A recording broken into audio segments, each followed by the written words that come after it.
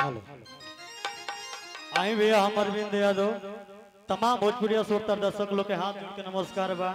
काका चाचा पितिया माता बहन भाई लोग जे भी बैठल भैया गाना के अंतराल में कोनो भी मिस्टेक और गलती हो गई तो अपना घर के छोट बालक समझ के माफ कर दे। काहे से कि फर्स्ट बेर हम स्टेज पर चढ़ल बनी, अंगद भैया के आयल बनी, वहाँ के जबरदस्ती कहनी तो स्टेज पर आयल बनी। गलती हो तो क्षमा कर ले लड़के से गलती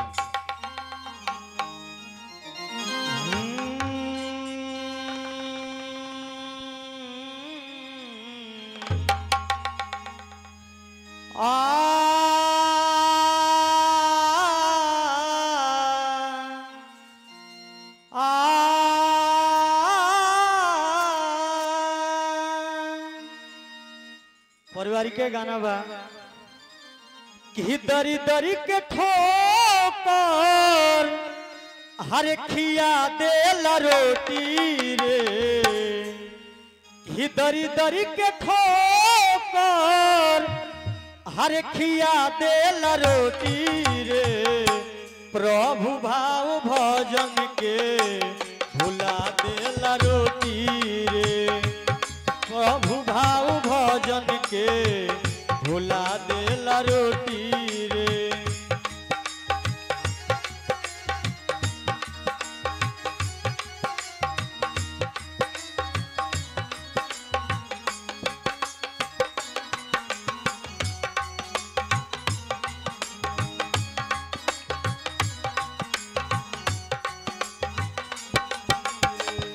केहू सऊदी दुबई जाई करेला नौकरिया, हा करेला नौकरिया।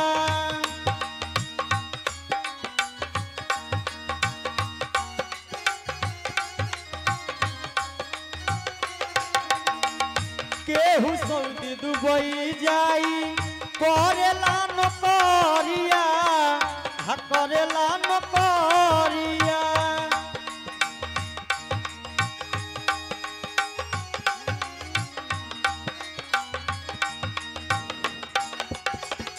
भाई भाई में लगा,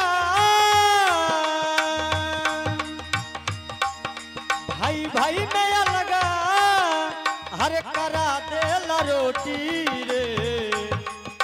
प्रभु भाव भजन के भुला देला रोटी रे, भजन के भुला देला रोटी रे।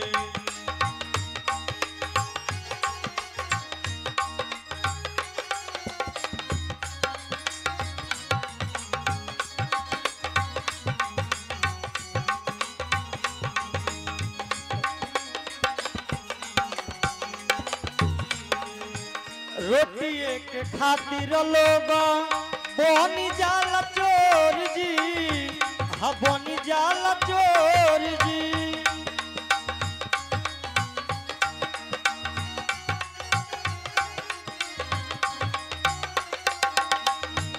रोटी के खातिर लोग बनी जाला चोर जी, हा बनी जाला चोर जी।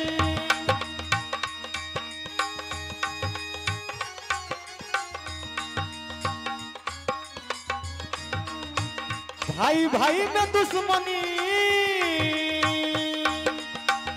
भाई भाई में दुश्मनी हरे करा देला रोटी रे।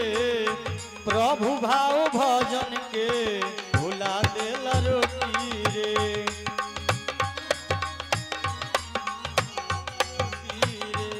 प्रभु भाव भजन के भुला देला रोटी रे, भुला देला रोटी रे।